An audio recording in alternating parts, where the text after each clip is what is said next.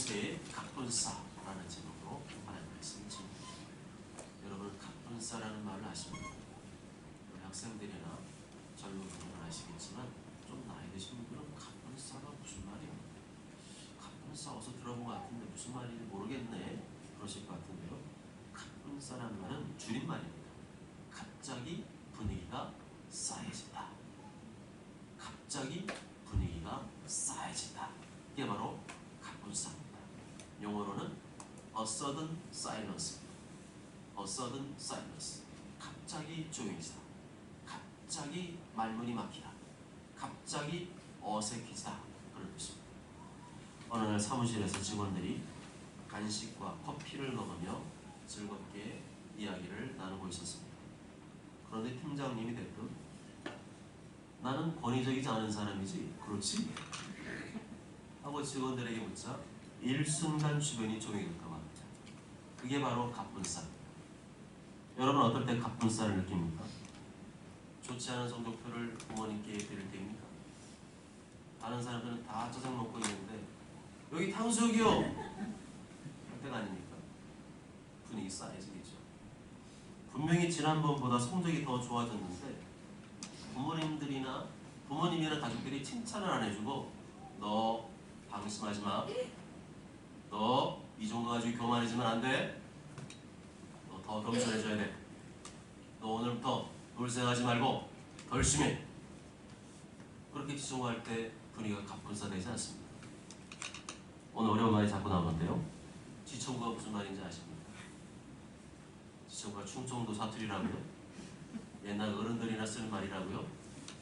표준 대국어사전을 보면 지청구라는 단어가 나와 있어요. 지청구. 아랫사람의 잘못을 꾸짖는 말. 까닭 없이 남을 탓하고 원망함. 나와 있다니까. 대사전에 나와 있어요. 쉽게 말하면 지청구란 혼내면서 잔소리하는 겁니다. 혼내면서 잔소리하는 게 지청구예요. 부모님이 독사눈을 하면서 내가 너한테 왜 지청하는지 알아? 아, 너 잘 되라고 그러는 거야. 저 어렸을 때 이 소리가 제일 듣기 싫었어요. 제일 이해가 안 됐어요. 나 잘 되라고 그러는 거면 부드럽게 말해야 되는 거 아니에요? 근데 왜 화를 내요? 다 나 잘 되라고 그러는 거면 왜 5분 이상 지청구를 막 해가지고 속에 열불이 나게 하는 겁니까? 여튼간에 어디서 무엇을 하든지 분위기를 갑분싸게 하는 것은 그리 좋은 일은 아닙니다. 그렇지만 갑분싸가 필요할 때가 있어요. 어떨 때 갑분싸가 필요할까요? 오늘 본문에 보면 그런 상황이 나오고 있습니다. 모세가 갑자기 화를 내면서 갑분싸게 만들었어요. 전쟁에서 이기고 돌아왔거든요. 미디안과의 전쟁에서 이기고 돌아왔거든요. 그럼 어떻게 됩니까? 칭찬해줘야 되잖아요. 와, 수고했어. 아주 잘했어. 그래야 되는데 갑자기 모세가 화를 내니까 분위기가 갑분싸가 됐죠. 모세가 칭찬해줘야 되는데 그게 아니라 오히려 막 화를 내니까 겁나게 분위기가 쌓여졌어요. 13절 14절 다 함께 읽습니다. 시작. 모세와 제사장 엘라살과 회중의 지도자들이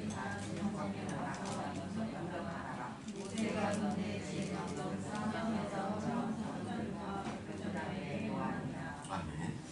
왜 분위기가 갑분싸해졌죠?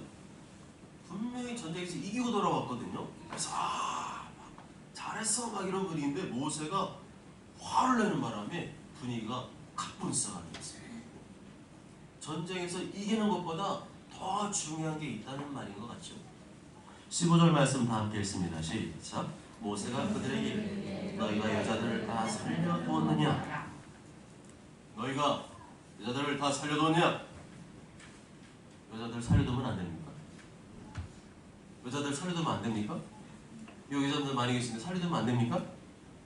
못생긴 여자 말고 예쁜 여자만 골라서 살려두면 안 되나요? 그래 예쁜 여자랑 결혼시킬 거 아니에요.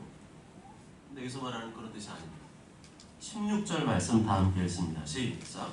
보라 이들이 발람의 꾀를 따라 이스라엘 자손을 여호와 앞에 범죄하게 하여 여호와의 회중 가운데 연병이 일어나게 하였느니라. 그래서 보라 이 말은 주의를 환기시키는 말이에요. 주의를 집중시키는 말입니다. 너희들이 살해준 저 여자들이 어떤 여자들인지 모르냐? 저 여자들이 발람의 꾀를 따라서 우리 남자들을 유혹해서 죄를 짓게 만든 것을 모르느냐? 그 일로 하나님께서 증거하셔서 얼마나 많은 사람 죽었는지 모르느냐? 24,000명으로 그렇게 많은 백성 죽었는데 그걸 모르느냐? 이제 좀 이해가 되는 것 같지 않습니까? 미디안 여자들이 그 여자들이 이스라엘 남자들을 유혹해서 죄를 짓게 만들었고 그 결과 이스라엘 공동체 안에 연병이 돌게 만들었고 그렇게 해서 많은 사람이 죽게 되었는데 어째서 그 문제가 된 여자들을 죽이지 않고 살려두었느냐? 그런 것입니다. 누구 때문에 죄를 짓게 되었는가? 누구 때문에 24,000명이 죽게 되었는데 누구 때문에 이 전쟁이 벌어지게 되었는가? 이 전쟁의 원인이 된 저 여자들을 어째서 죽이지 않고 데려왔느냐? 아직도 미련이 남았느냐? 더 많은 사람이 죄짓고 더 많은 사람이 죽어봐야 정신 차리겠느냐? 게다가 천부장, 백부장, 1000명의 군인을 다스리는 천부장이 100명의 군인을 다스리는 백부장이 그 정도로 물러터져가지고 어떻게 통솔하겠느냐? 이렇게 모세 입장에서 보면 미디안의 여자들을 데려온 일은 너무도 어처구니가 없는 일이었습니다. 저 여자들 때문에 이 지경에 이르게 되었는데 저 여자들을 살려두고 데려왔다는 사실이 너무너무 이해가 안 되었어요. 아직도 미디안 여자들 보면은 헤벨레 가지고 정신 못 차리는 모습을 보니까 모세 속이 뒤집어지는 거죠. 그렇습니다. 전쟁에서 이기는 것보다 더 중요한 게 있습니다. 뭔가를 이루고 성취하는 것보다 더 중요한 게 있습니다. 그것은 바로 하나님의 명령, 하나님의 뜻, 하나님의 말씀을 이루는 것입니다. 하나님께서는 1절과 2절에 여호와께서 모세에게 말씀하였을 때 이스라엘 자손의 원수를 미디안에게 갚아라.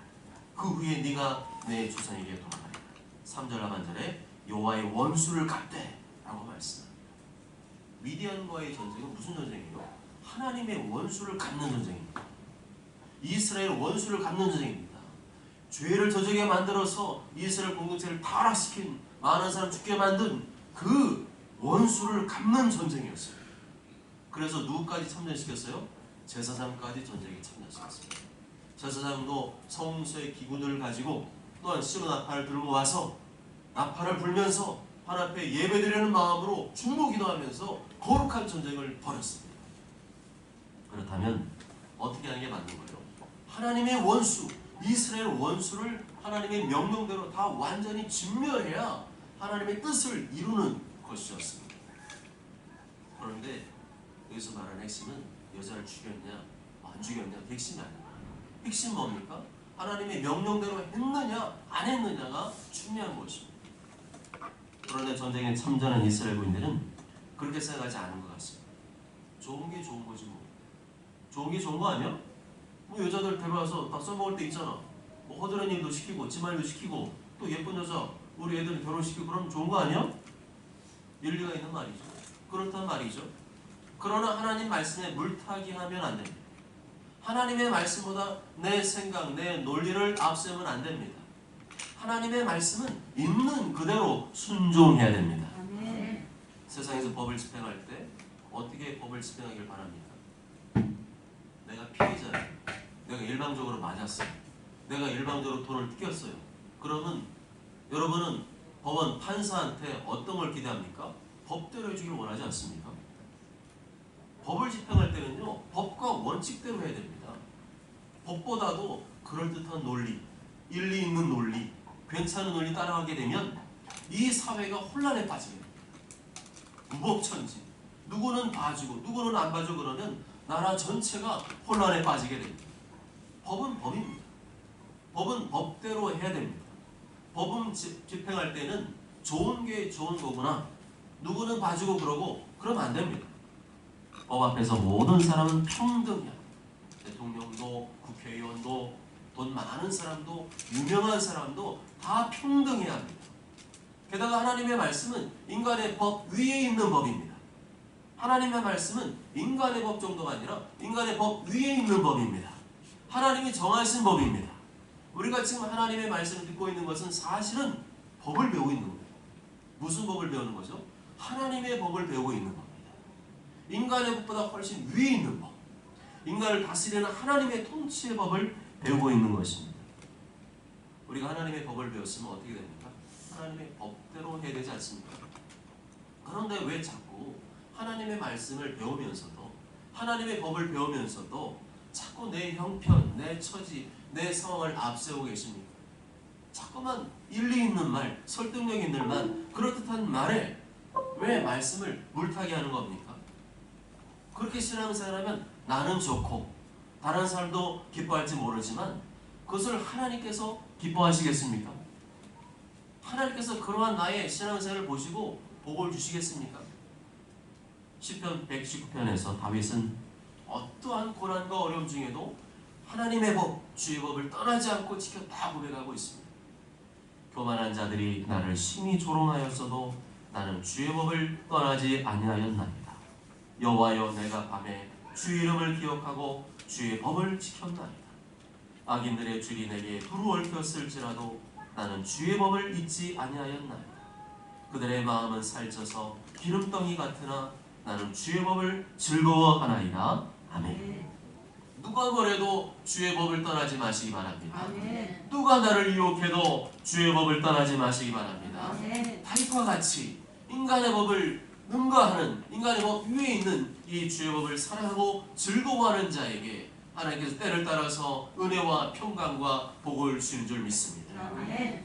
모세는 신앙 공동체를 혼란과 아비규환에 빠뜨린 이 미디안 여자들을 데려오는 황당한 일을 만나면서 크게 분노합니다.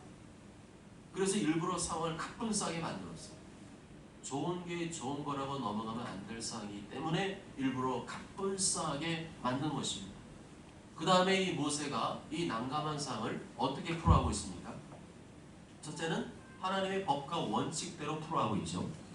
17절과 18절 함께 읽습니다. 시작. 그러므로 아이들 중에서 남자는 다 죽이고 남자와 동침하여 사내를 하는 여자도 죽이고 남자와 동침하지 아니하여 사내를 알지 못하는 여자들은 다 너희를 위하여 살릴 것이니. 아멘. 하나님의 법칙과 원칙에는 예외가 없죠. 모세는 하나님의 법과 원칙을 따라 남자 아이들도 다 죽이라고 했습니다. 그 이유는 남자 아이들이 자라서 장차 어떻게 될까요? 나중에 힘이 생기면 이스라엘을 대적하는 세력이 될 수 있기 때문이었습니다. 또한 남자와 동침한 적이 있는 여자들은 다 죽이라고 했습니다. 그 이유는 바로 그 여자들이 이스라엘 남자들을 유혹해서 성적인 음행과 또한 우상숭배 범죄를 저지르게 한 장본인들이기 때문입니다. 그렇지만 아직까지 남자와 동침한 적이 없는 처녀는 너희를 위하여 살려두라고 말씀하죠. 이 처녀들은 아직까지 그 미디안의 음란한 우상숭배 제사의식에 참여한 적이 없었기 때문입니다. 이것은 좀 특별한 경우라고 볼 수가 있겠죠. 둘째는 거룩과 정결을 회복하며 풀어가고 있습니다. 미디안과의 전쟁은 하나님의 명령으로 시작된 전쟁이기 때문에 거룩한 전쟁이었습니다. 그렇지만 전쟁은 뭐 하는 거예요? 피를 흘리는 전쟁이죠. 전쟁터에서 많은 사람들의 피를 흘리고 또한 시체들을 많이 만졌습니다. 그 결과 이스라엘 용사들, 군인들은 영적으로 부정해진 상태였습니다. 이 부정함을 깨끗이 써내기 위해서는 모세의 정결례법을 따라야만 됐습니다. 19절과 20절 함께 읽습니다. 시작. 너희는 이래 동안 지정 밖에 주는 누구든지 살인자, 죽임을 당한 시체를 만진 자는 셋째 날과 일곱째 날에 몸을 깨끗하게 하고 너희의 구독을 깨끗하게 하시며 너희의 근거가 하는 것과 음속으로 만든 모든 것과 나무를 만든 모든 것을 깨끗하게 할 것이며. 아멘. 전쟁터에 사람을 죽인 이스라엘 군인들은 며칠 동안 진영 안으로 못 들어왔어요. 7일 동안 못 들어왔습니다. 왜냐하면 죽은 시체와 접촉한 사람은 부정한 사람이고 부정한 사람은 7일 동안은 진영 안으로 들어올 수 없는 그런 율법이 있었기 때문입니다. 이렇게 진영 밖에 있어야만 했던 이유는 또 다른 이유가 있습니다. 진영 안에는 누가 있어요? 하나님의 임재가 있는 성막이 있거든요. 이 거룩한 성막, 거룩한 장막을 더럽히지 않기 위해서는 7일 동안 진영 밖에서 격리되어 있어야 됐습니다. 또한 7일 동안 지정 밖에 있으면 가만히 있으면 되는 게 아니라 거기에서 치러야 될 정결 예식이 또 따로 있었어요. 그것은 셋째 날과 일곱째 날에 자신의 몸을 깨끗하게 하는 것이었습니다. 이것은 부정한 것을 정결케 하는 잿물을 온몸에 뿌리는 의식을 말합니다. 잿물이란 무슨 물이죠?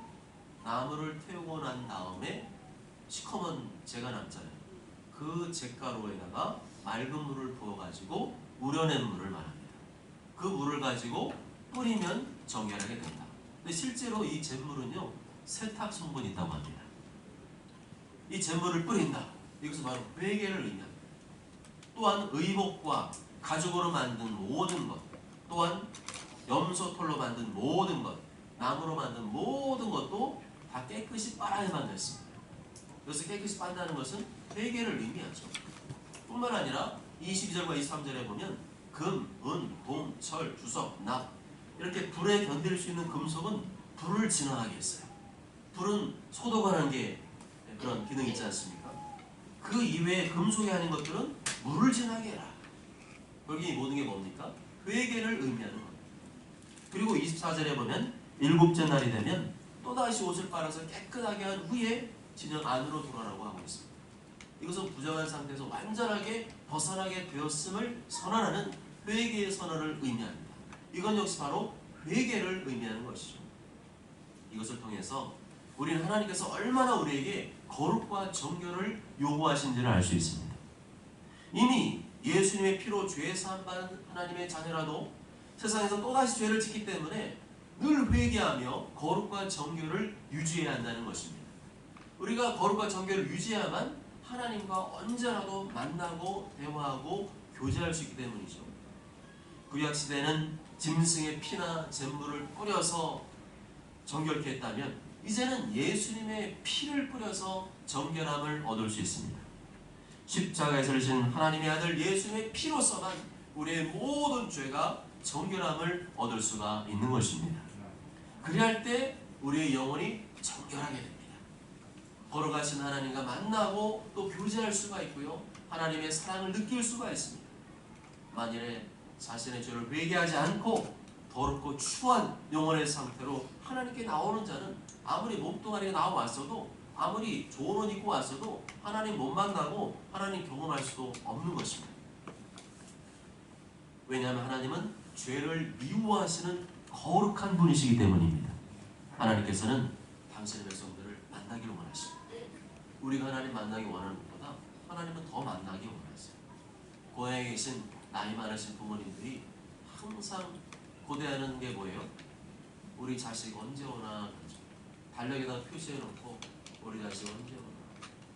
전화 한 번 오면 막 좋아가지고 그리고 우리 아들 잘 있나 우리 딸 잘 있나. 엄마는 아무 걱정 없다. 엄마는 잘 먹고 있다. 잘 먹긴 뭘 잘 먹고 있다. 나는 얘기지. 엄마 잘 먹고 있죠? 잘 먹고 있지. 잘 먹고 계시구나. 별 신경 안 써도 되겠네. 그냥 하는 얘기죠. 자식들한테 좀 피해 안 주려고, 별 신경 안 쓰게 하려고 그냥 하는 얘기입니다. 그런 줄 알아요. 우리 부모님 항상 노심초사 우리 자녀들 잘 되기를 기대하고 계시고 또 믿음의 부모님은 또 기도하고 계시죠. 너무 어려움과 또 고통 중에 있으면 빨리 이 고통에서 벗어나기를 위해서 기도하지 않습니까? 그런 어머니가 부모님이 항상 기대하는 게 뭐예요? 시골에 계신 부모님들이 날짜 동그라미 쳐놓고 우리 자식 볼날 기다리는 거잖아요. 그게 하나님 아버지의 심정인 거예요. 예배 시간이 왜 중요한 거예요? 하나님께서 우리 하나님의 사랑하는 자녀들, 소품교회 자녀들 다 한 자리에 모이는 시간이잖아요. 그 너무너무 하나님께서 기대하시는 거예요. 우리가 예배 시간 기대하는 것보다 게임이 안 돼요. 막 시골 할머니처럼 아이고 우리 새끼 언제 오나, 우리 김 목사, 우리 아무개 장로, 아무개 권사, 아무개 집사, 아무개 성도, 아무개 학생, 아무개 어린애 언제 오나 이날만 손꼽아 기다리시는 거예요. 그런데 오늘 여러분 오실 때 어떤 마음으로 오셨습니까? 하나님 너무 좋아가지고 왔는데 그냥 고개 팍 숙이고 그냥 회개도 안 하고 그냥 있는 그대로 빨리 끝났으면 좋겠다. 빨리 밥 먹고 집에 가야지. 그러고 있으면 하나님께서 얼마나 마음이 아프시겠어요. 얼마나 서운하시겠어요. 모처럼 자식이 왔는데 부모님 얼굴을 보면서 아이고 어머니 잘 계셨어요. 어머니 요새 좀 야위신 것 같네요. 제가 그래서 올 때 소뼈 좀 사가지고 왔어요. 그럼 얼마나 좋아하시겠습니까? 그런 마음으로 하나님께 나오기를 원하시고 하나님 너무너무 만나기를 원하시는 거죠. 이렇게 거룩해라 정결하라는 이유도 뭡니까? 하나님과 만나야 되는데 이 더럽혀져 있으면 못 만나는 거예요. 몸뚱아리 와 있어도 더럽히고 부정하고 이렇게 죄로 얼룩진 상태로는 아무리 와도 하나님 못 만나니까 하나님 너무 답답하시니까 거룩해라 정결해라 정결해라. 아멘. 아멘. 그래야 주님 만나게 된 줄 믿습니다. 아멘. 그리스도에 나와서도 의미가 있는 거죠. 그냥 뭐 찍고 가는 거잖아요. 아닙니까? 그런 것 같은 올 필요도 없죠. 찍고 가고 출석 체크합니까? 아니잖아요. 그런 게 아니고 뭐 포인트 받으려고 옵니까? 찔리고 있는 거 그러려고 오는 거 아니잖아요. 주님 만나려고 하나님 만날 일시가 오는 거 아닙니까? 이렇게 하나님 자녀들 소풍계 자녀들 와서 있을 때 하나님이 얼마나 좋아하시겠어요. 너무도 좋아하시는데 너무 안타까운 사람 한 사람 있어요. 그 사람은 자신의 죄를 회개하지 않는 거예요. 내가 뭘 얼마나 잘못했고 뭐 다른 사람 비교해봐요. 내가 얼마나 잘못했어요. 그렇게 뻔뻔하게 이렇게 생각하고 있으면 하나님이 만나고 싶어도 만날 수가 없습니다. 그래서 거룩과 정결을 그렇게 강조하시는 겁니다. 그 이야기 욥이라는 사람 아시죠? 이 사람은 하나님 앞에서 거룩과 정결을 유지하기 위해서 몸부림친 사람이에요. 자녀들과 함께 먹고 마시면서 생일잔치를 벌인 다음에 뭐 했어요? 자녀들 하나씩 부릅니다. 첫째야 이리 와라. 둘째야 이리 와라. 셋째야 이리 와라. 장모님네는 한참 부르시겠네요. 여섯째 하나씩 다 불러가지고 하나님 회개를 시켰어요. 욥기 1장 5절에 보면 그들이 차례대로 잔치를 끝내면 욥이 그들을 불러다가 성결하게 하되 아침 일어나서 그들의 명수대로 번제를 드렸으니 이는 욥이 말하기를 혹시 내 아들이 죄를 범하여 마음으로 하나님을 욕되게 하였을까 하며 욥의 행위가 이러하였더라. 아멘. 욥은 마음으로라도 하나님을 욕되게 했을까봐 그게 두려웠어요. 자기가 뭐 잘 먹고 잘 살고 뭐 그러지 못하는 게 두려운 게 아니고 하나님을 욕되게 하는 게 두려웠어요. 먹고 마시고 놀다가도 어디 놀러 갔다가도 거기서 죄를 지었을까 두려워했어요. 이렇게 항상 먼저 하나님의 영광을 생각하는 삶, 그것이 바로 하나님 중심의 삶인 줄 믿습니다. 하나님께서 그러니까 욥을 어떻게 하셨어요? 아주 많은 복을 주셨죠. 큰 복을 주셨어요. 하나님께서 어떤 사람을 원하신 거예요? 깨끗하고 정결한 사람을 축복한 줄 믿습니다. 세상에서 많은 걸 하고 뭐 성공하고 그런 사람 성도를 기뻐하는 게 아니고 욥과 같이 거룩하고 정결한 삶을 지키기를 원하는 사람, 그렇게 몸부림치는 성도를 사랑하시고 축복하신 줄 믿습니다. 사랑하는 여러분, 하나님의 자녀는 어딜 가든 분위기를 가뿐싸게 만들어서는 안 됩니다. 어딜 가든지 분위기를 살리고 띄워놓은 사람이 돼야 돼요. 나만 오는 사람들이 좋아하고 나만 오는 박수치고 나만 오는 얼굴에 웃음꽃이 펴야 됩니다. 어딜 가든 나의 희생과 섬김을 통하여 분위기 메이커가 되고 피스 메이커가 돼야 합니다. 그러나 때로는 모세처럼 가뿐싸할 때도 필요합니다. 그것은 신앙 공동체 그리고 내 신앙의 해가 될 때입니다. 그것은 내 신앙과 공동체의 운명과 연관된 일입니다. 그럴 때는 모세처럼 잠시는 분위기를 계속 그러면 안 되고요. 잠시는 분위기를 가뿐싸게 만들어서라도 하나님의 말씀과 뜻을 이루어드려야 됩니다. 그것은 신앙 공동체의 운명, 내 신앙의 운명과 연관된 일이기 때문입니다. 모세는 이 죄의 뿌리가 되었던 여자들을 데려온 천부장과 백부장을 꾸짖음과 동시에 하나님의 말씀과 법도를 따라서 신속히 이 사태를 수습합니다. 잔인하게 피를 흘려서 부장이 된 군인들을 다시금 거룩하고 정결하게 하는 일에 집중을 합니다. 영적으로 부정하게 된 우리들, 세상 속에서 죄와 허물로 얼룩진 우리들이 거룩하신 하나님의 뜨거운 사랑을 누리며 살도록 하나님의 아들 예수님께서 십자가에서 피 흘려 죽으시고 다시 부활하셨습니다. 그러나 그 이후로도 우리는 여전히 죄악의 습성, 세상의 습성, 세상의 욕망, 육체의 본성을 따르는 죄인들이기 때문에 우리가 하나님의 자녀임에도 불구하고 아무리 이 자리에 나왔어도 또 기도하고 말씀 묵상한다 할지라도 하나님의 뜨거운 사랑을 누리며 살지 못할 때가 있습니다. 그럴 때 회복해야 될 것이 뭡니까? 바로 거룩과 정결입니다.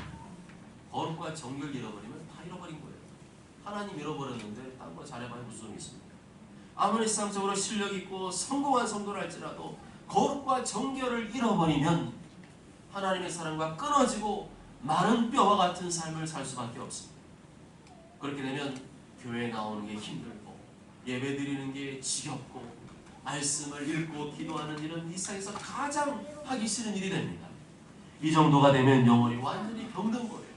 그 마음속에 더러운 영이 완전히 그 사람을 지배하고 점유하고 있는 것입니다. 영적으로 살고 싶으면 회개해야 됩니다. 거룩과 정결을 회복해야 됩니다. 부정하게 된 이스라엘 군인들이 일주일간 작정하며 자숙하며 하나님께 철저히 회개하며 이 습관적인 죄와 주육죄 욕망을 끊어버리는 작업을 했듯이 우리도 바로 그런 작업을 해야지만 됩니다. 그리할 때 내 영혼이 살아나게 됩니다. 그리할 때 내 영혼이 은혜에 반응하게 됩니다. 다시금 구원의 감격과 기쁨을 회복하게 됩니다. 예배가 즐겁고 찬양이 즐겁고 말씀이 꿀송이처럼 느껴지게 됩니다. 그럴 때 바로 하나님의 생명이 들어온 것이죠. 그런 상황이 되면 뭐가 일이 잘 되고 안 되고 거기에 따라서 내 기분이 왔다 갔다 하지 않습니다. 그냥 내 영이 좋은 거예요. 내 영이 하나님의 은혜를 계속 먹고 말씀을 먹고 기도하면 즐겁고 기쁘니까 어디에서 뭘 하든지 기쁨과 즐거움 가운데 살아갈 수가 있는 것입니다. 모두 저는 모두가 신앙 공동체의 운명, 내 신앙의 운명은 거룩과 정결임을 기억하시고 쓸모없는 죄와 세상적인 일에 에너지를 소비하지 마시고 다윗과 욥처럼 늘 회개하며 거룩과 정결의 삶을 살게 되시길 주님의 이름으로 축복합니다. 아멘.